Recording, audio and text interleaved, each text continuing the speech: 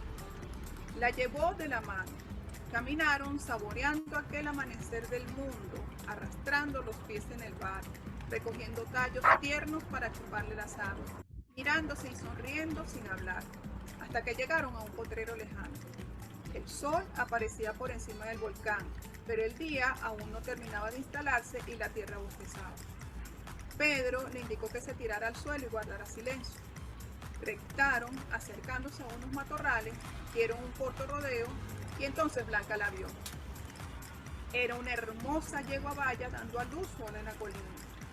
Los niños inmóviles, procurando que no se oyera ni su respiración, la vieron jadear y esforzarse hasta que apareció la cabeza del potrillo y luego, después de un largo tiempo, el resto del cuerpo. El animalito cayó a tierra y la madre comenzó a lamerlo, dejándolo limpio y brillante como madera encerada, animándolo con el hocico para que intentara pararse. El potrillo trató de ponerse en pie, pero se le doblaban sus frágiles patas de recién nacido y se quedó echado, mirando a su madre con aire desvalido, mientras ella relinchaba saludando al sol de la mañana.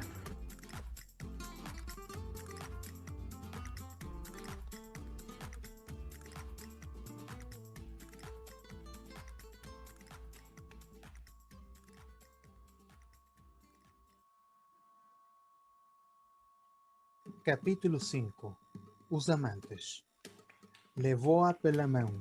Caminharam, saboreando aquele amanhecer do mundo, arrastando os pés no barro, apanhando talos tenros para lhe sugar a seiva, olhando-se e sorrindo, sem falar, até que chegaram a um prado afastado. O sol aparecia por cima do vulcão, mas o dia ainda não acabara de se instalar e a terra bocejava. Pedro disse-lhe para se deitar no chão e guardar silêncio. Rastejaram, aproximando-se dos matos, deram uma pequena volta e então Blanca viu-a. Era uma formosa égua baia dando luz sozinha na colina. Os meninos imóveis, fazendo por que não se ouvisse nem a sua respiração, viram-na arquejar e esforçar-se até que apareceu a cabeça do potrozinho e em seguida, depois de bastante tempo, o resto do corpo. O animalzinho caiu no chão e a mãe começou a lambê-lo, deixando-o limpo e brilhante como madeira encerada, animando-o com o focinho para que tentasse erguer-se. O potrozinho tratou de se pôr em pé, mas dobraram-se-lhe as frágeis pernas de recém-nascido e ficou deitado, olhando a mãe com ar desvalido, enquanto ela relinchava, saudando o sol da manhã.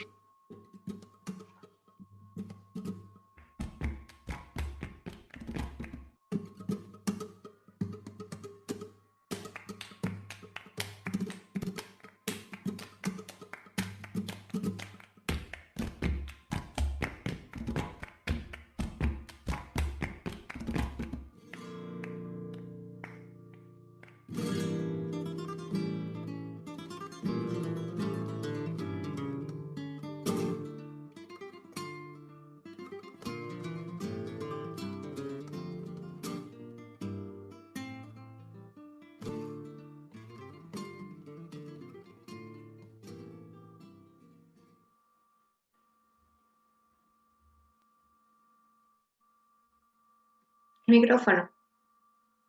El micrófono, Luisa. Este entonces es el video en versión portugués.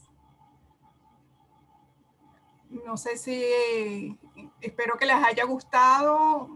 Veo a los compañeros, los veo conectados.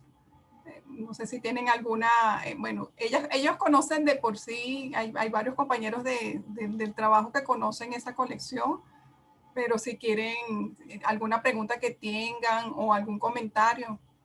Ahí, quería retomar un poco lo de la importancia de la literatura para la traducción y para el aprendizaje de lengua. Hay muchos trabajos que han tomado los libros, en especial este de Isabel Allende, que ha sido traducido a 27 lenguas. ¿Mm?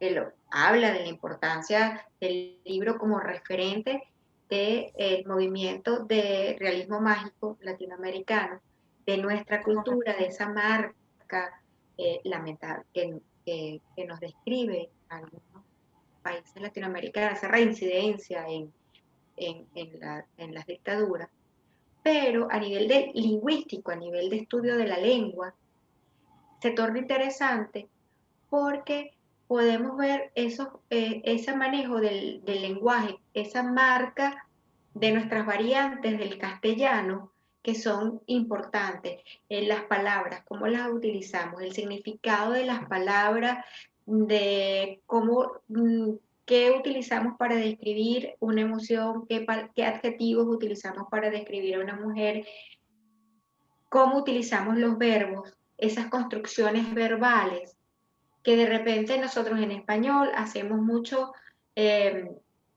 utilización de perífrasis verbales, utilizamos muchos gerundios, que en otras lenguas quizás ese verbo no existe, esa utilización del verbo no existe, con lo cual el ejercicio del traductor es mucho más demandante. Yo aquí quiero leer un trocito del capítulo La venganza, para que veamos el uso del gerundio que ha sido estudiado en análisis contrastivos de la lengua. Esteban Trueba había visto construcción de tiempos complejos que en otras lenguas tienen construcciones gramaticales más sencillas que las nuestras. Merodeando, habían visto, tengo 3 verbos en una sola oración, habían visto chinchillas merodeando. Si bien el gerundio no tiene función de verbo, porque es un modo no personal, pero ese tipo de construcciones en otras lenguas no es frecuente. Esteban Trueba había visto las chinchillas merodeando por su propiedad, las cazaba a tiro para que no la devoraran las siembras, pero no se le había ocurrido que esos roedores insignificantes pudieran convertirse en abrigos de señora. La subordinación. En una sola frase hay tiempo, compuesto, infinitivo, gerundio. Esa descripción riquísima que hace Allende al describir y al hacer sus personajes se torna demandante y exigente cuando se va a hacer una traducción. Entonces hay muchos estudios a nivel de traducción que han hecho análisis contrastivo de la lengua original en español y la utilización para el francés, para el neerlandés, porque no hay, en neerlandés hay palabras que han tenido que buscar otras palabras porque lo que está dicho en español no hay una traducción, no hay una palabra en neerlandés, en finlandés, creo que es finlandés, que no la hay. Entonces, quien hizo la traducción tuvo que desde su conocimiento de las dos culturas, poder encontrar la expresión perfecta para hacer la traducción. Y que el lector cuando lo ve pueda comprender y no se pierda todo ese ejercicio que como escritora hizo Isabel Allende. Entonces, es un libro que no solamente nos sirve para recrearnos, que no solamente nos sirve para conocer parte de la historia de Chile y de la historia de Latinoamérica contada en estos personajes, sino que a nivel de enseñanza de las lenguas tiene todo un abanico de opciones para investigar y hacer análisis contrastivos de esa función vital de un traductor. Qué bien, profe. Bueno, en las lenguas romances no pareciera, bueno, como nosotros hablamos español, bueno, no sé si se le dice lengua romance, pero Sí, sí, eh, sí, sí. sí, porque me ocurrió como el ejercicio, eso fue un ejercicio de leerlo en portugués y en español, y como yo fui la que me tocó la parte del español, realmente yo no tuve problemas en entender la versión de portugués porque, bueno, claro, hay muchas palabras, ¿no? Se parece mucho y entonces, bueno, casualmente la entonación, y bueno, el profesor también lo lee muy bien, Sí, Ricardo se le- entiende muy bien el portugués, ¿no? Pero yo no me imagino eso en finlandés o en griego o yo no pudiera tener. bueno, sí, entonces hay una de las cosas que más que valoro de este trabajo de la biblioteca y hermana con él es este proceso dentro de la cadena del libro de poner en valor al traductor. El escritor se gana sus premios, tiene una presencia a nivel cultural, pero a veces dejamos de lado la importancia del traductor. Y dentro de la cadena del libro, dentro de la cadena editorial, poner en valor el ejercicio de la traducción. Por eso yo celebro este trabajo de la biblioteca y este espacio dentro de la Feria Iberoamericana del Libro para hablar no solo del proyecto de la universidad en conjunto con la Escuela de Idiomas y el Departamento de Lingüística, sino poner en valor dentro de todo el entramado del libro el trabajo de los traductores. Sí, bueno, de hecho en la catalogación de, de los libros siempre se hace, porque es Hay una así, mano ¿no? levantada aquí. Ah, sería Kelvin que estaba diciendo. Ya, permíteme, Kelvin, que ya te voy Sí, a hay una mano levantada, así que debe ser Kelvin. En la catalogación, por lo general, también se coloca la mención de responsabilidad del traductor en ese caso, de manera que aquella persona, cuando vaya a recuperar el libro, entra al catálogo y dice, bueno, yo quisiera saber cuántos libros ha hecho, vamos a suponer, el traductor de portugués, y, y bien que los recupera, pues porque es una mención de responsabilidad, es una autoría también, es eh, una autoría sobre esa traducción. Entonces, es sí. importante. Raisen Eh, tiene la mano levantada. ¿Quieres hacer algún comentario, pregunta, inquietud? No veo nada aquí en el chat. ¿No? No Yo veo. veo, no, yo veo aquí Raisen Hat, ahora no sé si es que yo, aquí. Ahora tenemos aquí. Ajá, que Bueno. Dice, estoy totalmente de sí. acuerdo con lo que dice la profesora Jenny acerca de la importancia no solamente de la traducción, sino del traductor.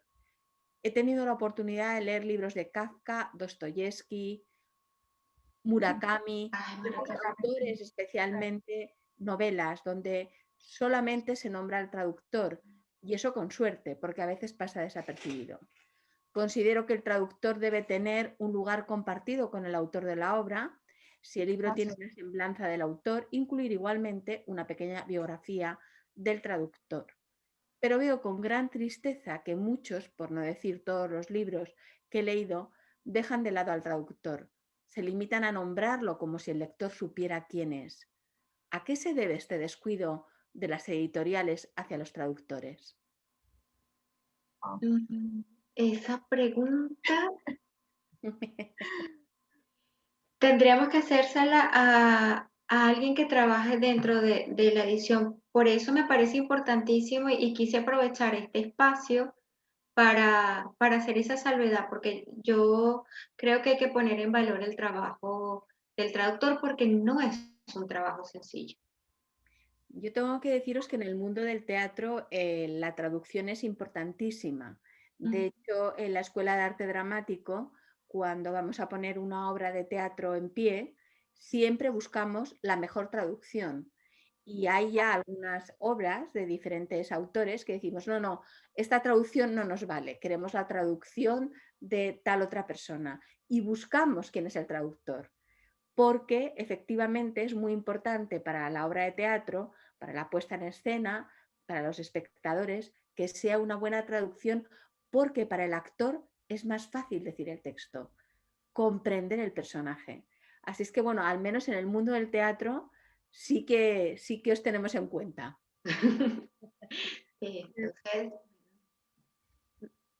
me encanta el comentario que,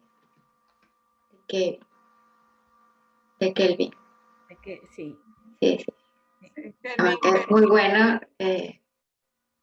Una buena selección de autores para leer. Bueno, sí, no, Kelvin es muy buen lector. Kelvin bueno. es muy buen lector, es muy buen escritor, historiador, él es una persona con muchas virtudes. Tú lo sabes, Kelvin. Ah, Bueno. y, Entonces, sí. Sí, bueno.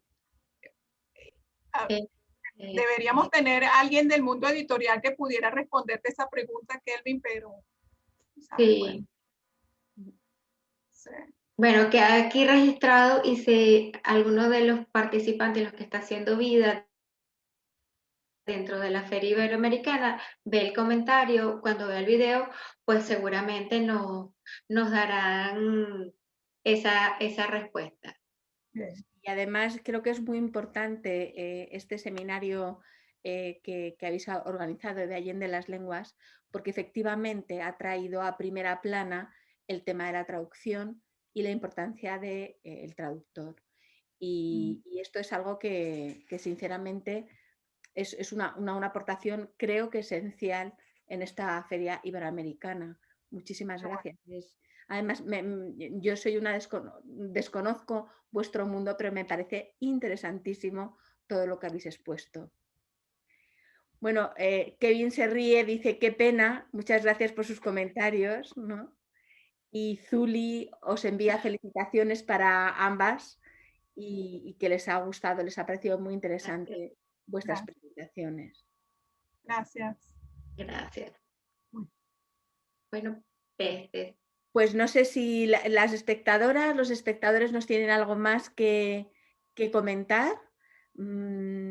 Si queréis, tenemos todavía la oportunidad, tenemos todavía aquí unos minutos. Quedan unos minutos todavía. Sí, podrías poner otro de los videos traducidos en otra de las... Sí, se puede, es válido. Sí, sí, el otro dura podéis poner otro vídeo, sí. Sí. Yo dura creo 5 que minutos. es interesante hacer ese ejercicio de... Ajá, ¿cuál quisieran? ¿El de el inglés o el italiano? Yo me iría más por el inglés, que es una lengua un poco, bueno, justamente que se ajusta con la película, no sé. Se oyen opiniones. Lo dejan a mi elección. A ver, aquí tenemos algo. Felicitaciones, Norma. Felicitaciones por el excelente trabajo. Sí, elige tú, Luisa. Yo creo que ambos pues, serán muy interesantes. Sí. Bueno, entonces vamos a hacer, bueno, casualmente.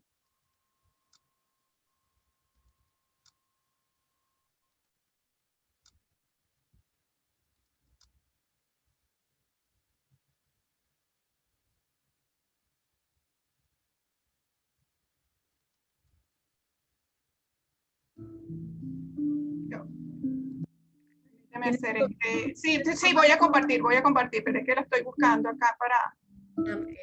Se me hace un poco más fácil al verla, tenerla aquí en la pantalla abierta, porque ahora tengo que cerrar el otro para no confundirme. Ah, no, sí, ya lo cerré. Ya vamos a compartir pantalla. Aquí estamos.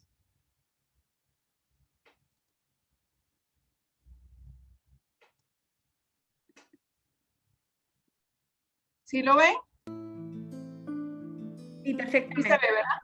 Sí, perfectamente.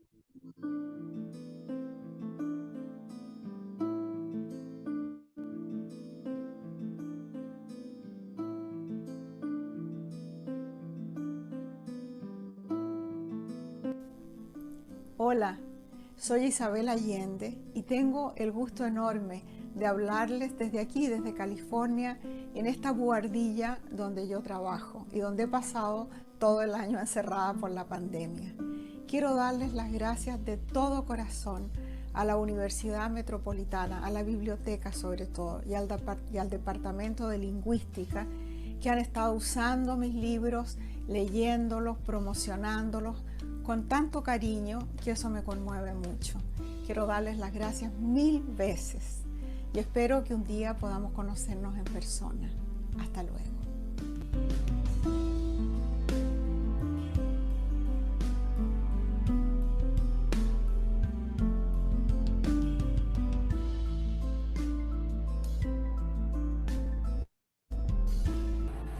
Capítulo 9.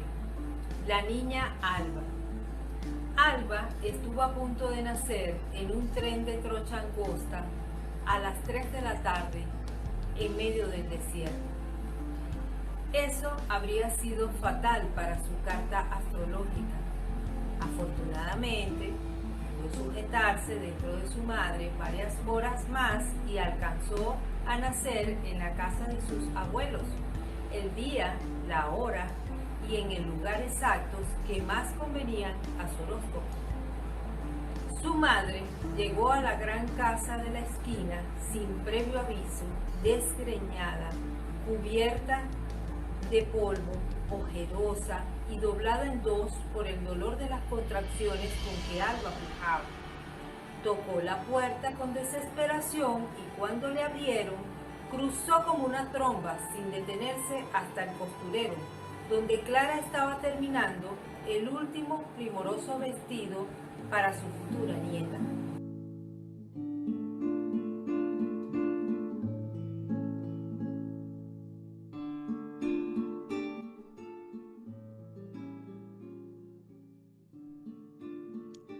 La piccola Alba. Alba era stata lì per nascere su un treno a scartamento ridotto, alle 3 del pomeriggio in pieno deserto. Sarebbe stato fatale per la sua carta astrologica. Fortunatamente seppe trattenersi dentro sua madre ancora molte ore e riuscì a nascere nella casa dei suoi nonni, nel giorno, nell'ora e nel luogo che erano più convenienti al suo oroscopo. Sua madre era arrivata alla grande casa dell'angolo senza preavviso, scarmigliata, coperta di polvere, con le occhiaie e piegata in due dal dolore delle contrazioni con cui Alba spingeva per uscire. Aveva bussato alla porta, disperata, e quando le avevano aperto aveva attraversato la casa come una tromba d'aria, senza fermarsi, fino alla stanza da cucito, dove Clara stava finendo l'ultimo perfetto vestito per la futura nipote.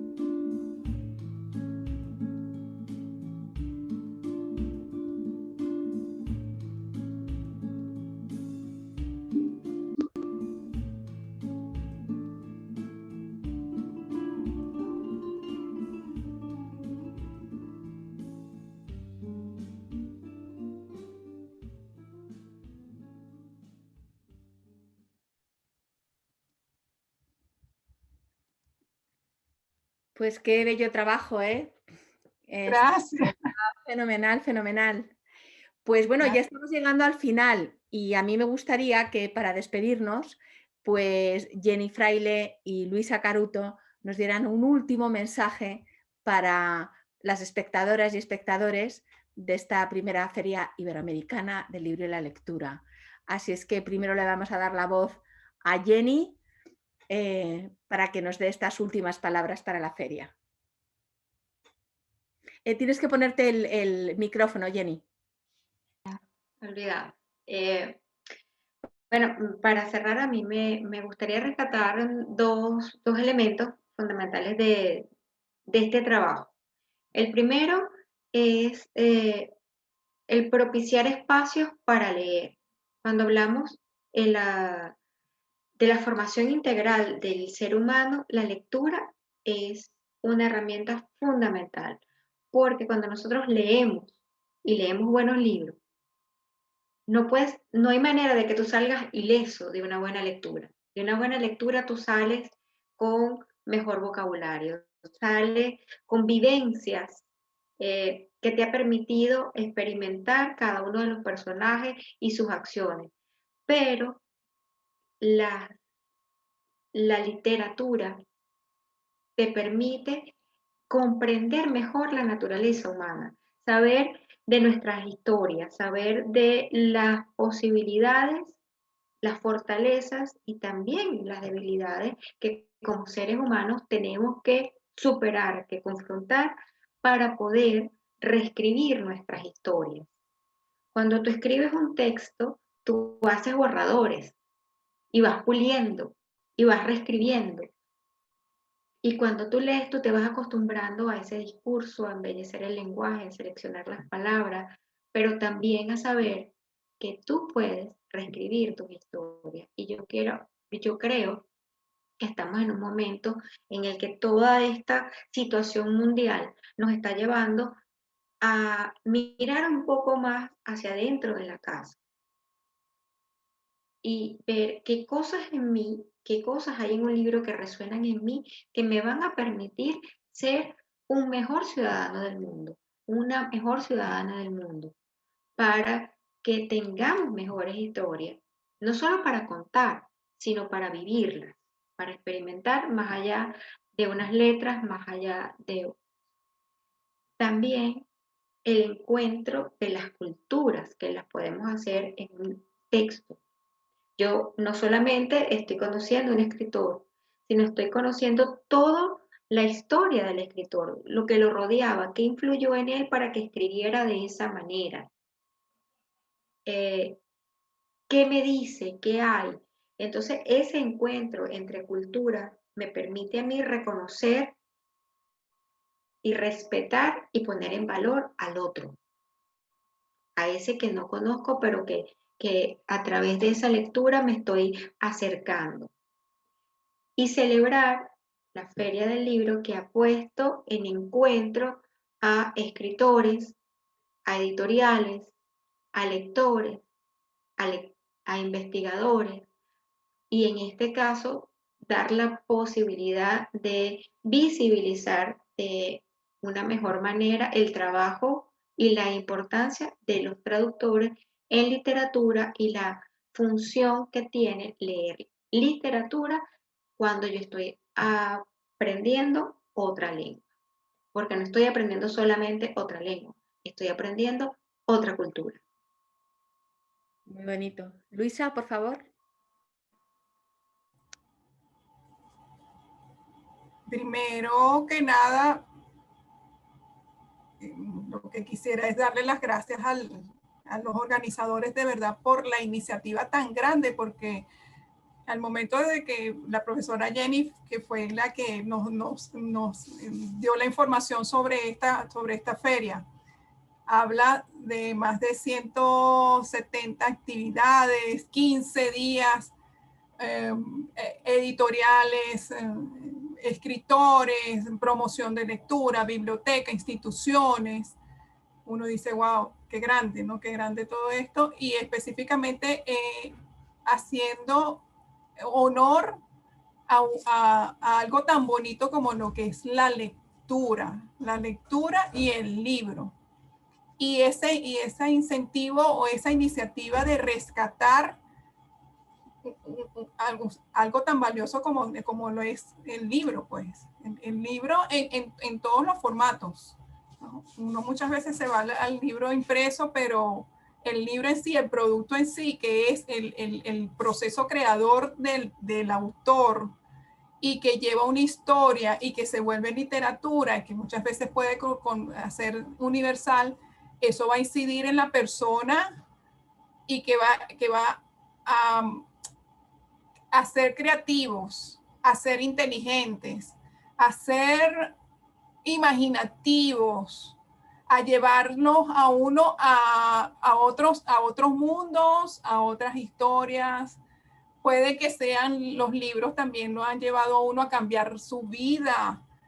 Y ¿qué más pudiera decir? ¿Qué mejor labor que la que ustedes están haciendo en esta oportunidad de reunir todo eso y decir, mire, señores, sigan leyendo, hay que seguir leyendo, hay que seguir motivando a la gente a que lea. La promoción de lectura en estos momentos es una acción súper importante y pareciera que la pandemia, dice, no es tan mala porque como que se han vuelto muchos lectores, hay muchos que han vuelto sus libros, que han tomado, han dicho, bueno, mira, ya que estoy aquí en cuarentena voy a leerme los libros que tenía pendientes, ¿no? Y entonces, bueno, ¿qué más? Muchísimas gracias por eso, porque de verdad que es una labor titánica.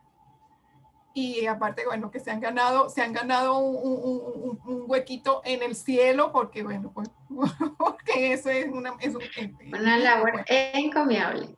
Enhorabuena a los organizadores y ha sido un placer, Luisa, trabajar en conjunto con la biblioteca.